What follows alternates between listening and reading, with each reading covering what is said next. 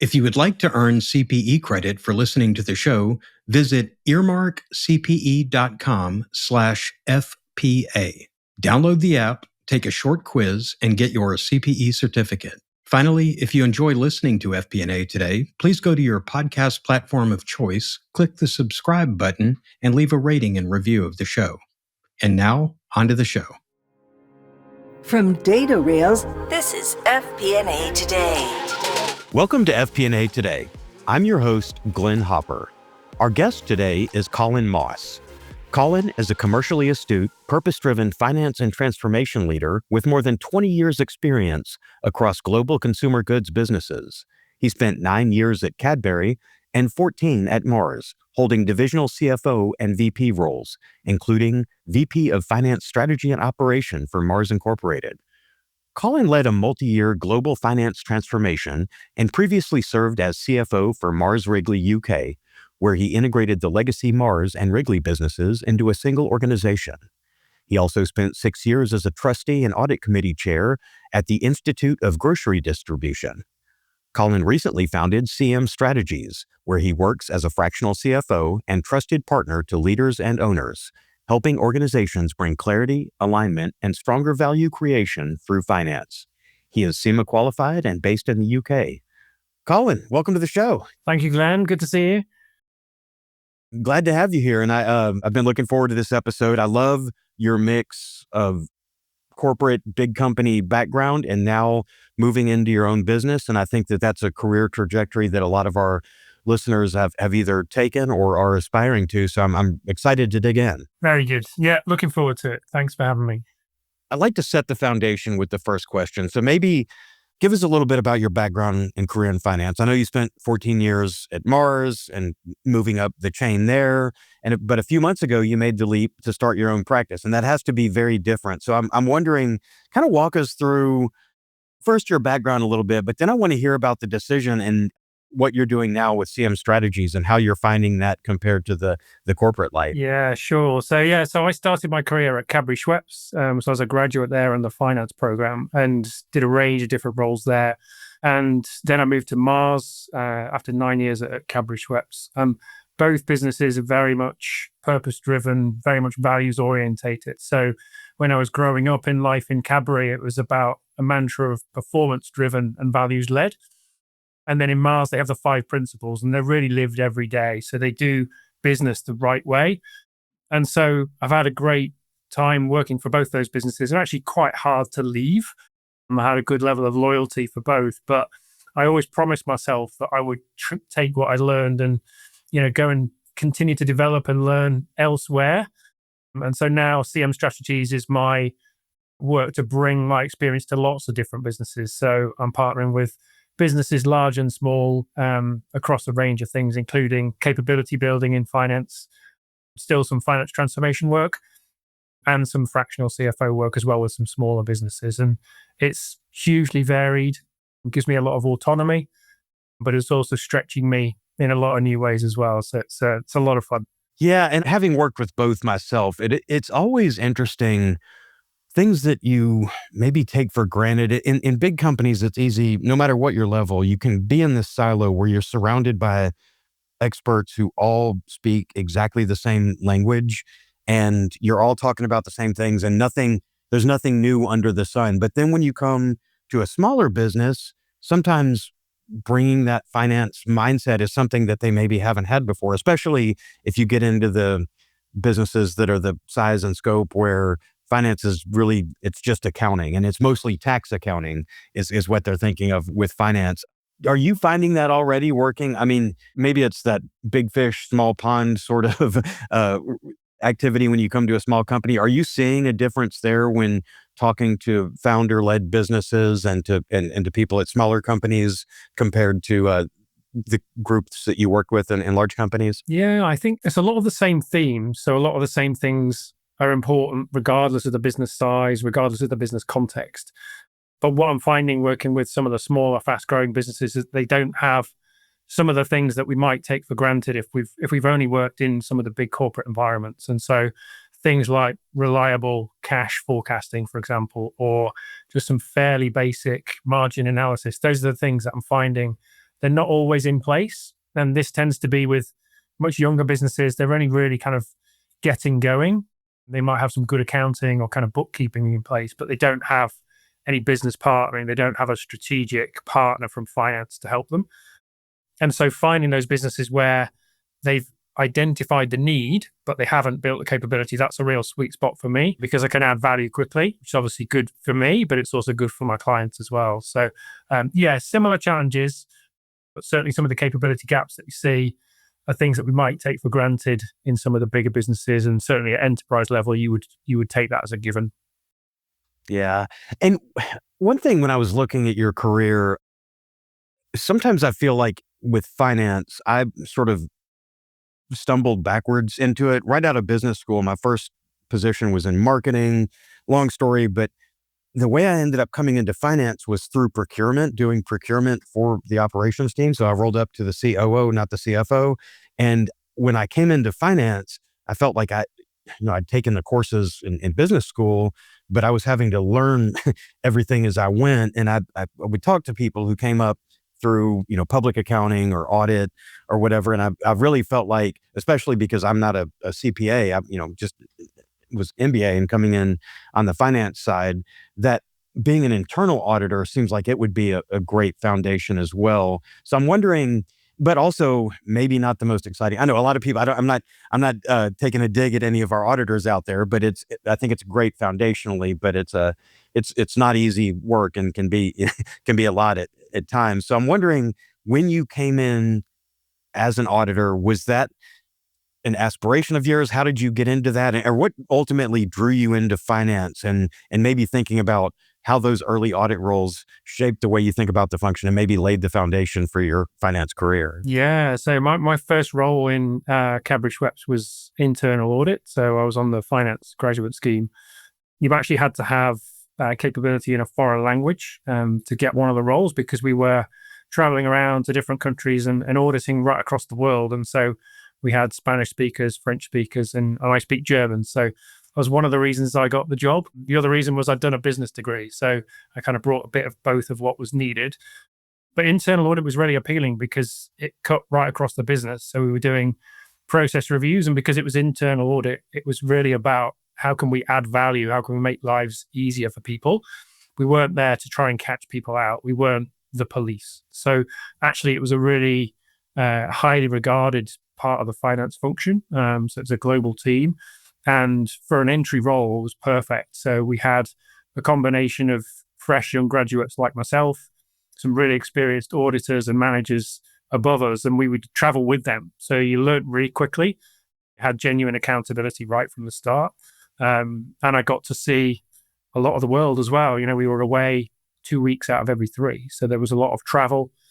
And actually, it was a really close-knit team because of that. So we even had an award. It was called the Bailey Award. And that was for various stories that we found when things didn't quite go to plan on these trips. And then it was awarded every month.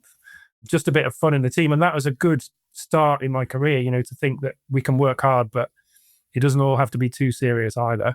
But the learning there was great. Foundation cutting across the business, seeing different divisions, different geographies, and trying to help to make recommendations that would add value. It was a really good start for my career. So you're looking at finance, but you're also looking at process. And I think the two go together. And I think of every CFO role I had, and even roles before that, where whether it's the close process or revenue recognition or whatever's going on in accounting and finance, it's so much more than this is the end result. This is what we're reviewing. It's about how you get there. So I imagine that process thinking really carried over as well. Yeah. And it just makes you think end to end. So even it could be, payroll audit or something like that, just looking at one isolated process, but you'd be looking at, well, how do we manage new joiners? How do we make sure leavers are properly handled? And so, those things cut right across. And we actually did an audit on payroll in Nigeria, and we had some serious concerns about some of the processes because they were taking cash to the bank or taking cash out of the bank the same time every week. So it was a bit of an audit risk for the people involved physically in the process. And so, we were able to look at that and come up with recommendations that helped reduce the risk for the business, but also reduce the risk for the people involved. That's great. The other thing that I think about with coming in through audit is you're business partnering and you're going around and you're working with different groups, but you're not really a part of the groups. I know business partnering and embedding is an approach that a lot are taking, but I loved this post you put on LinkedIn recently about a formative moment early in your career. You said you sat down with a business leader and said, let's take a look at your numbers. And he stopped you cold. And I don't want to steal your punchline, but tell us that story and what it taught you about business partnering. Yeah, I mean, this was years ago, but it really stuck with me. It was the first meeting I had with my new business partner it was back in Cadbury days. I just sat down and just said, "Oh, let's look at your numbers."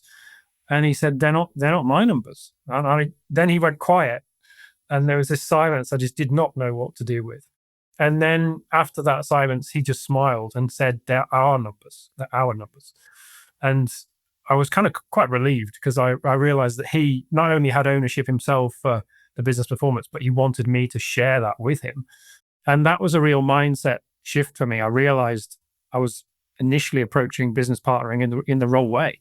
And just that, I don't know, 30 seconds of reality check was really, really helpful just to reset how I was thinking about the relationship and what that partnering was going to look like.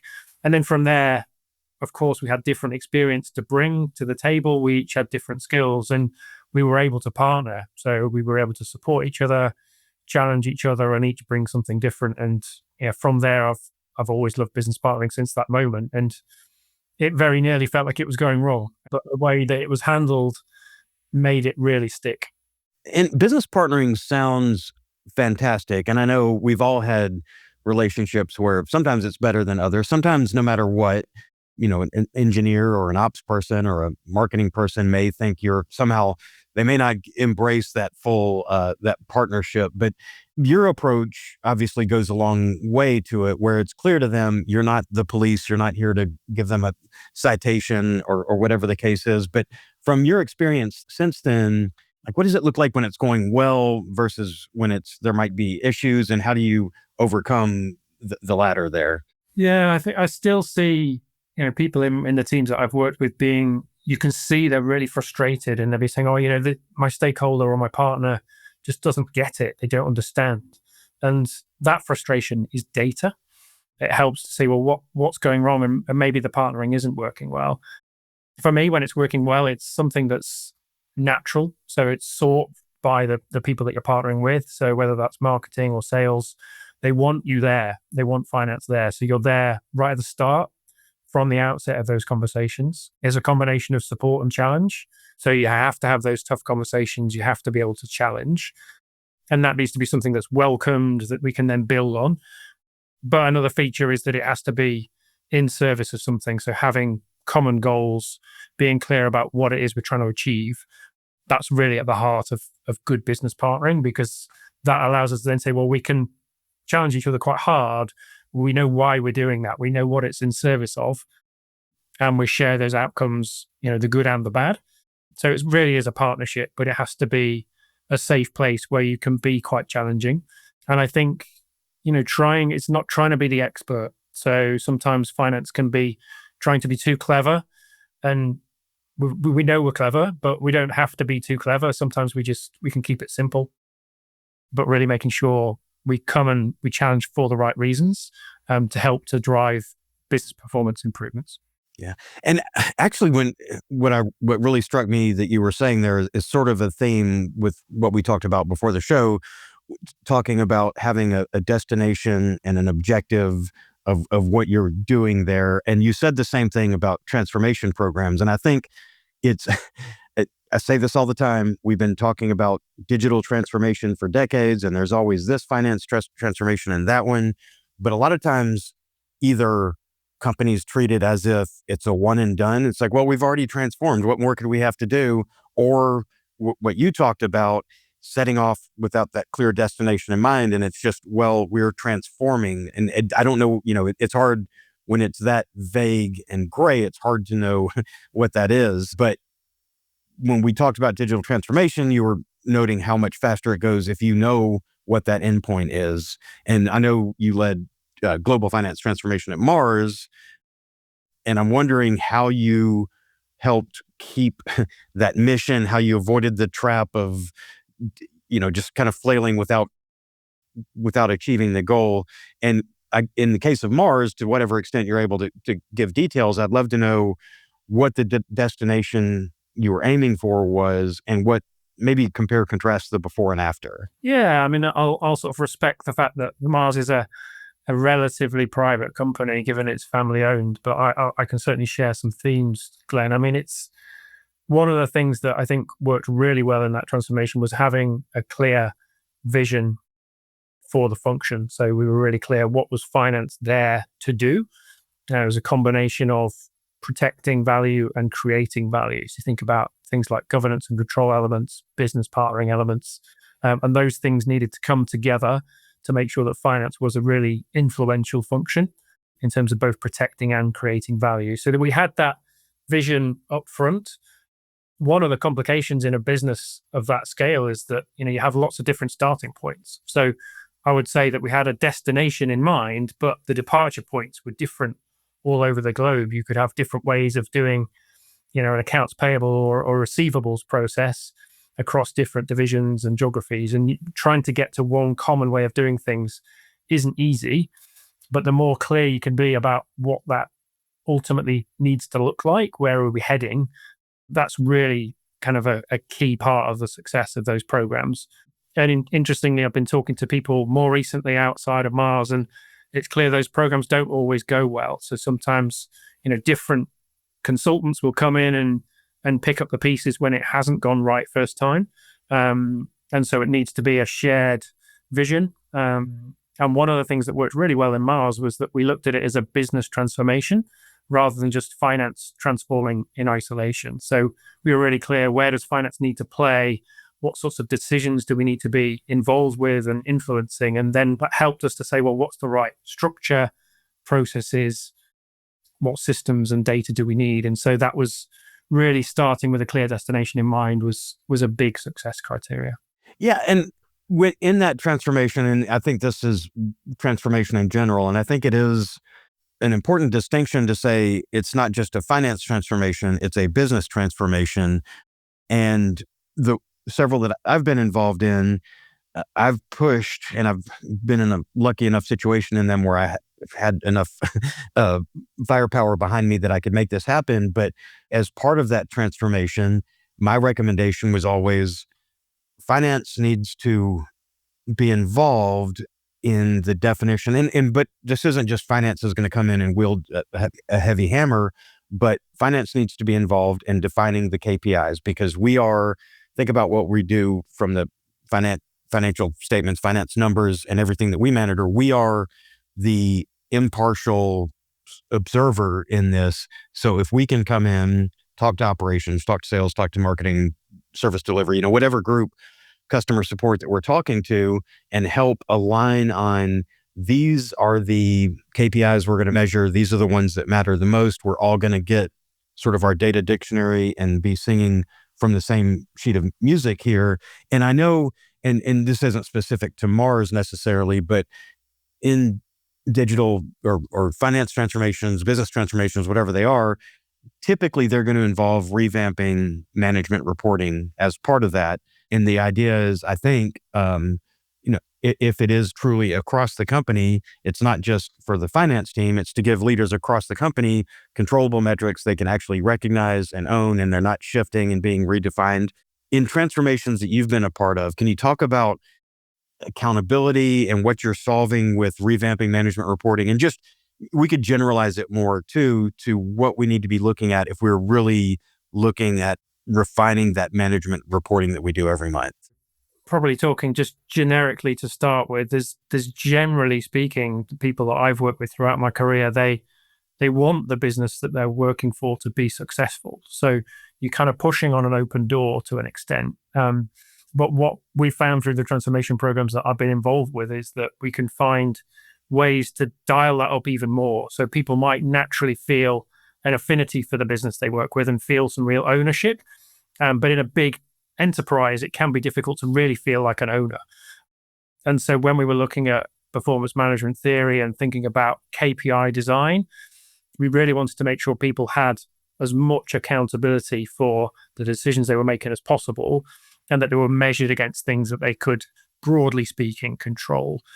And so that meant things like we would look at how we would allocate costs and things like cross charges, to make sure that we optimized the KPIs and just make sure we then optimize as a result of that the ownership that we saw from stakeholders across the business. And we were building on a strength anyway in the companies I've worked for, because people wanted to make a success of it anyway. But really sort of thoughtful KPI design and making sure that we have metrics that counterbalance as well. So, typically you'll see a growth metric for revenue growth, and best practice that we've seen is that it's counterbalanced with profitability and capital allocation metrics as well, so that you're looking holistically about value and not just looking at maybe one metric that might be something that we can drive through a particular team. And so those sets of metrics and KPI design all taken together can help to make sure that everyone's pulling in the same direction with that real feeling of ownership. So that was what we were looking to do, and really kind of thoughtful KPI design and things like looking at the operating rhythm. What's the frequency that we would do for forecasting? What is the granularity of planning? All that is an art that needs to take into account the business context and what you're trying to achieve. What's the strategy you're trying to execute against? But we put a lot of thought into things like KPI design and management reporting for sure. In your experience, and as you advise companies now, where does finance fit into that? Because I think in a lot of areas, finance is not just the general ledger anymore. It is, we need data for our forecasts and for our analysis, and whether it's churn analysis or whatever we're looking at, we need data from other groups. But what is finance's role in helping to define, not that that we could or should have the edict to just say, we're defining these KPIs for you, but where does finance fit in that? If the head of operations is saying this is truly an operational metric and we're going to define it, is there pushback there sometimes, or what's the best approach with business partnering to help the different divisions have that? Because I think with finance people, we're the original business analysts. I think going back to the early part of my career, I don't even know if we were calling it FP&A back then. It was just the finance guy and what we were doing. But I don't know, am I wrong-headed, do you think, especially for larger companies maybe, to think that finance needs such a big voice in defining these KPIs? I call it the voice of performance, and that's what I think of as finance. And finance doesn't have to just use what you might call classic finance metrics. So we can bring in operational data, external data, particularly now if you think about sustainability agendas, for example. You need to be able to pull together different relevant information points into one picture. And where I think it works best is finance working as part of a cross-functional team and leaders coming together from across different disciplines. Of course, you need to look at more than just finance metrics, but getting a shared dashboard where people understand that full picture and the bigger picture definitely has some key finance metrics at the heart of that, thinking about how value is created holistically. And that can certainly be done in a way that's good for wider society, good for the categories that those businesses operate in. But it starts with what's good for the business as well, across functionally. So I think finance has got a key role. And as I say, I describe it as the voice of performance. You're already using AI for your FP&A, ChatGPT, Claude, Copilot, and they're incredible. But here's the thing. AI is only as good as the data you feed it. Right now, you're getting confident-sounding guesses that you'd never dream of presenting to your board. Now imagine typing a prompt and getting a board-ready dashboard backed by your real numbers, or a P&L that you'd stake your reputation on. Finance OS consolidates your ERP, CRM, HRIS, and spreadsheets into a governed data layer. Every AI output now accurate, governed, repeatable, and auditable. Find out why nearly 2,000 FP&A teams run on Finance OS, with hundreds joining every week. Learn more at datarails.com/financeos. And what about the data piece around data and MDM, or master data management? And I know in your transformation work, those have been embedded from the start. And I'm thinking about in my day job now, I end up selling into the office of the CFO, and then the CFO, all the finance group, there may be some people with good, there will be people with good BI chops and maybe even a couple of data scientists in there, but there's not really IT people in there. And I think about historically where data has fit, and I have a tendency to want to heavy hand when I come in and say, IT should handle the plumbing. In finance, we need to own the data because we're the ones reporting on it, we're defining and all that. But that can be an area for friction. So I'm wondering, and also we have deep domain expertise, whether it's on the accounting side, the finance side, whatever part of the office of the CFO we're working in, that's our primary focus. So we're never going to be as good a data scientist as someone who is a data scientist at their heart. We're never be good DBA as someone who does database management. So it's hard to figure out, we know what we want, but it's not part of our core skill set. So if you're doing this business transformation, how do you approach building a data foundation? And then what decisions do you work backward from, especially knowing we're not necessarily data experts? It's a tough situation. And I find it every day when as a consultant, I'm trying to come into the office of CFO, and then I'm getting pushback from the data group or whatever the case is as well. Yeah, I mean, data teams are critical. So think about the volume of data that's used every day in a big enterprise. It's absolutely huge. And so getting that right is critical. What I've seen work well is when data teams are well established, they're partnering again, just like you would want to see in FP&A. They're building an understanding of the business so that they can then use that to think about what data we actually need, what standards will we set for data, how will we manage the quality of data. And another key attribute of really strong data teams is that they explain in simple terms what their agenda is and how it works. So we might not need to know all of the mechanics if we're sitting in an FP&A role or a controller role, but we need to know just enough to work with that data team and leverage their expertise. So good data teams are able to explain that complexity and the different domain knowledge that they have to people who are not experts, so that you just raise the level of understanding just enough so that you can partner. So that's what I would say for how it works when it works well.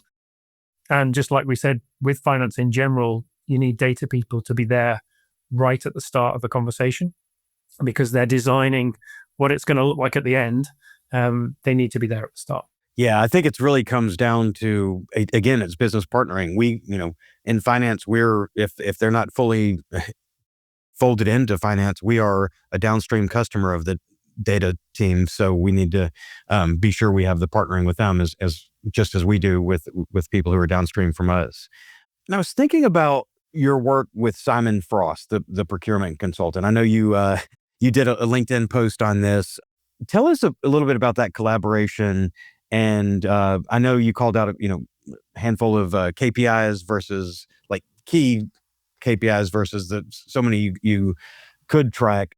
So I guess first, tell me about your work with the procurement consultant, and then let's get into the KPIs. Yeah, so Simon's a guy, I met him actually at an investment banking networking event. So Houlihan Lokey run a consumer day in London. They do it in New York as well. So we were together there and we just connected over partnering. And he's been a top consultant for a decade now. So he's got a lot of experience. And we just realized that we could work together and help each other. So like we said earlier in this podcast, it's a combination of supporting each other and challenging each other. But he's taking his SEMA exams. So he's a serious guy. He's really taking it seriously for someone in procurement to be committing so much to understanding finance, I think is really, really strong.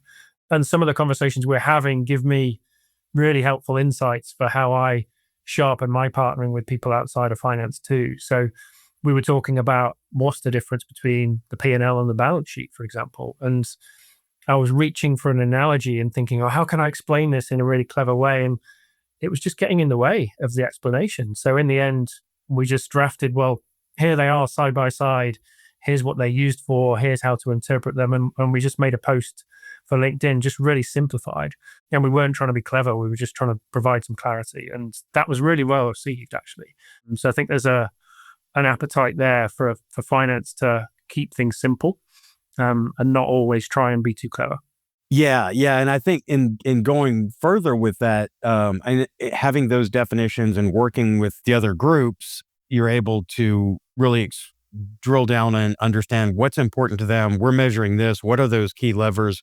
Talk about the 30 metrics you could track and how you really narrowed in on the 6 or 7 that actually are impactful. What are those critical few, and how do you decide what matters versus what's just noise out there? Yeah. No, this was another conversation I had with Simon actually. So we listed 30 KPIs and said, yeah, of course they're all important. And depending on your business context, where you're up to in the cycle, you'll look at different things, of course. We isolated 6 or 7 to look at and say, if you could only look at these, or what would be the most critical to look at? I won't list them all, Glenn, but in short, we looked at, you need to have an understanding of revenue growth. And typically we would drill into that as all your FP&A audience would, to look at volume and price and mix dynamics. Then we'd look at least one profitability metric, probably more than one, to really understand the health of the business and what's the trajectory there. And then where I find people outside of finance spend less of their attention is on cash and capital intensity. So that's the other kind of component that I would make sure my teams were looking at, and business leaders and owners that I'm working with would put their attention there, because cash really is the reality of a business, and understanding where capital is allocated, what's the intensity of running your business, what's required. That's really critical to survival, not just kind of day-to-day performance, but day-to-day survival. So those are the things that I always come back to. But of course, it's context specific. And depending on the business, you might be looking more at leading KPIs and leading indicators where you're just getting going. So when I was establishing my own business as an independent, I didn't have any revenue. So I was looking at leading indicators, what was my network? What were the leads I was generating? And you start to build up, and your context changes, your metrics need to change too. Yeah, and as you were talking that, I keep going back to you mentioned, cash is king, and I kept going. I was trying to come up with a clever Vern Harnish quote to drop in, but I couldn't think of anything beyond cash is king. And I think have worked with small businesses, it's interesting. The ones that do track their P&L every month, a lot of times it's easy to mistake that for your cash flow. And unless you like going back to the balance sheet and looking at the uses of cash, and not to mention all the accruals and things that go in that show how it's not actually your cash flow, but that is an important area to cover. And I think, regardless of business size, obviously because of solvency, but I think it was either in that article we were talking before the show, you mentioned that you can't just measure one thing, because if you're hyper focused, maybe it is just cash. Yeah. But or whatever if it's EBITDA, whatever your number is, if you're just focused on one thing, you'll create unintended consequences. So, and I guess this maybe goes back to what you were just saying, but how do you think about building the right balance of metrics so you're not incentivizing the wrong behaviors or taking your eye off the ball and having a blind spot? Yeah, I think probably rule number one for me, at least, is that I would never just look at one KPI. I would always look at least 2. So one to counterbalance the other. So if I'm looking at revenue growth, I'll look at profitability. And of course, I'll look at more than 2 things, but I would never just look at one. I was talking to a smaller business recently, and it's very early stage, very fast growth. And they were trying to convince me that they were just looking at one metric. And I got a little bit spooked, because for me, that's very much alien. I would never look at one thing. Their business context means that one thing is more important than the other metrics they're looking at right now. They're well funded. They've got good cash runway. So they're less focused on cash in the immediate term.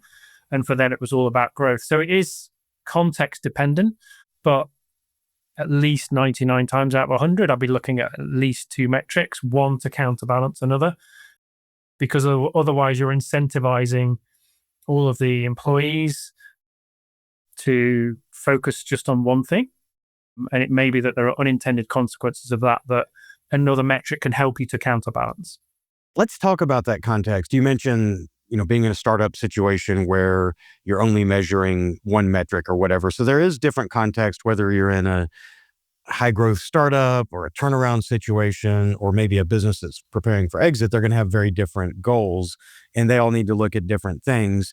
So from now, especially that you're in this consulting role, how does FP&A add value by helping leaders understand what matters most in that specific context? Because it is very different if you're at the early stages of a business versus trying to get the EBITDA to look best before an exit or whatever. Yeah. Yeah. So for me, I mean, FP&A is helping to make sure the business is focused on the right things. So one of the ways that I've seen it described is that your business, your leadership team is the head and FP&A is the neck, because FP&A is showing that team where to look.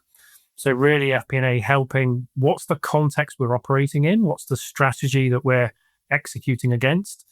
And what does that mean for where do we focus? So what do we put our attention on? And that can be showing up in what KPIs we look at, but also what processes we need to improve. So do we need to get really, really sharp on forecasting or planning? Do we need to get better at margin analysis? It depends on the context. There might be a major focus on cash optimization, but it starts really with context and FP&A helping to translate that into what's the right focus. Yeah, it's so key. Before the show, we were also talking about mentoring young professionals early in their career. And we talked about a couple things there that I want to hit on, because I like to get back to the basics of this show and just, lessons learned from those of us who've been doing this a while. And I loved what you said. When you mentor finance professionals, you're looking for three things: of judgment, drive, and influence. So, and you also noted that assuming, for that drive is a given for most people in FP&A, how does someone build that judgment and influence, especially before you're in the leadership role? It's kind of a chicken and egg situation. So if you had a junior analyst or someone early in their career sitting down with you now, how would you guide them on that? Yeah, so probably take each one in turn. And I do think drive is a given in FP&A. I don't think you can work in FP&A and not work hard and drive for results. The kind of the whole heart of being in FP&A. So starting with judgment, I would say that shows up in quality decision making. So regardless of seniority, I think we can be building that muscle by building our understanding of the business, the sector we're in, making sure we've got a strong perspective, a strategic view of things, so that we can make better decisions. And seeking accountability for decision making at an early stage, I think, is key too. So making sure you've got the trust of those around you to make decisions yourself. The earlier, the better, as long as you're bringing that strength of perspective, bringing data to make decisions. And then for judgment, for me, that's much more about human relationships and trust. And so again, back to partnering, the best way to build trust is to be clear about what you're trying to achieve and to show up with that transparency and to show up as a partner, looking for common ground, looking for shared goals, and then contracting to say, look, I will challenge you as a business partner and I'll support too. And so they know what to expect in working with you. And that gives you much more space to challenge quite hard, because you've set that expectation. So those are some of the things you can do regardless of seniority. And I think those work, very well together. So I do look for a balance of all three: judgment, drive, and influence. But influence could be across geographies. It could be across layers of a hierarchy. So it's a muscle to start to practice. And we don't need to be in leadership roles to do it. Yeah. And I guess it's a matter of, especially earlier in your career, you want to build out those technical skills. And I think people that come into finance, I know we're reporting on stuff that we didn't necessarily do, but we take pride. It's equivalent to an engineer's mindset. And so especially early in the career, we're more excited about the super cool model that we built in Excel than, what the numbers actually mean. Really, we're just about, look how cool this is. This is the input, it drives this and, does all these things. And we get excited about the model, just like an engineer gets excited about a project for building something. But I think the other part is, and I love what you talked about there, because it's not about the technical skills, but I feel like you need to have that sort of technical foundation and understanding and sort of understand the inputs and the drivers that go. But how do you then advise people to make that shift from being, especially with generative AI and all the automation tools that are out there now, you have to make that shift from being a pass-through, someone who transforms data into being a true strategic partner who can influence decisions. Yeah. I think if I had one word for the answer, it would be curiosity. You've got to be curious. You've got to get out there and really think about what's the business trying to achieve and who are you partnering with to do it. And then you can show up really as a partner, like we've discussed. I think we do get excited about the technical things in finance, and I think that's pretty cool too. But it's got to be something that we then use. So I would always be challenging my teams to think about what impact it can have. Why are we looking at it that way? And really thinking about the outcomes that we can drive, not just the tools that we use. I don't think that many people outside of finance would get too excited about the tools or the systems that we use. But what they're used for and what they enable, they definitely would. Yeah. You know what? That's why I love this show, though, because our audience does get it genuine. We're all the same kind of nerds. we all love, comparing our models and talking about what we've done. But yeah, this has been great. And I think I'm very excited to see where your story's going right now. And like I said at the beginning, I've talked to several people in a similar situation with you, and I know many of our listeners fall in the same category. But if someone out there is listening and they're a senior finance leader at a big company and they're thinking, and I want to do my own thing, I want to make my mark in the world outside of this, what advice would you have to them for making the leap, and maybe some kind of if you've got any insights on how the transition feels? And I know we touched on it a little bit at the beginning, but maybe as some kind of closing thoughts, any advice or guidance you'd have for someone considering making a similar move. Yeah, and I think it's down to individual choice and preference, isn't it? But I think look for what you're passionate about and look for where you can get good learning. So, we can't just use an employer to be a place where we learn, but ultimately, if we're adding value, it's still a place where we can learn along the way as well. And I had a great experience working for both Cadbury and Mars because they were really good businesses for developing people. So a lot of what I think I'm good at today is a function of having worked with some great people in some great organizations. So I definitely wouldn't steer people away from working in those big enterprise roles. But yeah, working in a smaller business or starting up on your own is really exciting. It gives you a level of autonomy, huge amount of variety, and I'm learning stuff that I've never had to even think about before. So, we talked a bit about selling. I'm having to go out and sell. That's something that's completely new to me. I've developed a pretty simple website, but I did it myself. It wasn't something that I wanted to invest a lot of money behind, so I just invested a bit of my time and learned a few skills along the way. So the variety of work for me is really exciting. I think my advice is to follow your passions, but also to think about how you can continue to learn along the way. So I've got plenty that I still need to work on. And, being independent now is giving me a lot to think about and work on. And so I feel quite stretched actually in a really good way. Yeah, that's great. That's and I can empathize with you on on all fronts there. So rooting for you and wishing you the best of luck with the new business. Okay, so we are getting close on time, but we have our standard questions. I think I prepped you for this a little before the show, but the first is, what is something that not many people know about you that they couldn't learn just by looking at your LinkedIn or social media profile? Yeah, and maybe for those who've viewed this podcast, they would probably see I'm quite calm and measured, but I'm also really decisive. So one thing that this audience won't know is that I actually proposed to my wife within just a few weeks of us being together, and we actually got married 1 year after our first date, so to the day. So I can be pretty decisive when I want to be, as long as the date is good. I love that. That's good though. That shows you've evaluated the data, made the decision, go ahead and commit, move forward. That's perfect. Okay, everyone's favorite question. What is your favorite Excel function and why? Mine is just a simple VLOOKUP. I just find it speeds me up. I can set it up, make sure I've got precision. I can rely on what I'm looking at, but it's pretty basic. I don't spend my life in Excel, but I still love a little bit of a play around every now and again.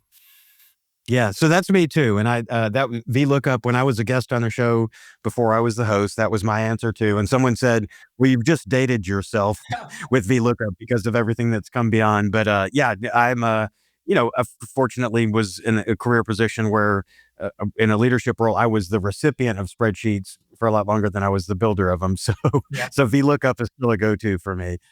No, that's great answer. Great insights just across the board on the show. And before I let you go, especially with the new business, how can our listeners? And I know you've been active on LinkedIn too, and we'll put your LinkedIn profile in the show notes and all that. But how can our listeners connect with you to learn more about you and your work? Yeah, thank you, Glenn. Yeah, so LinkedIn's definitely the best place to start. So I'm getting more active there. It's been good for me to get back out there. I'm connecting with a lot of different people. I've got a website as well, which is www.cmstrategies.co.uk. So that's worth a look. It's one I built myself, so don't criticize it too much when you have a look, but it's there and should give you a sense of the work I'm doing.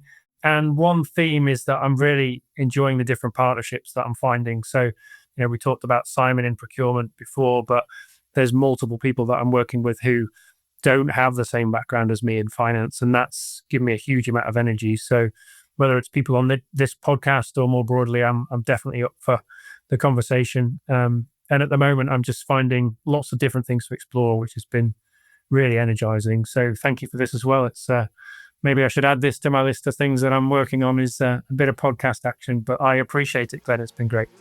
Colin, thanks so much.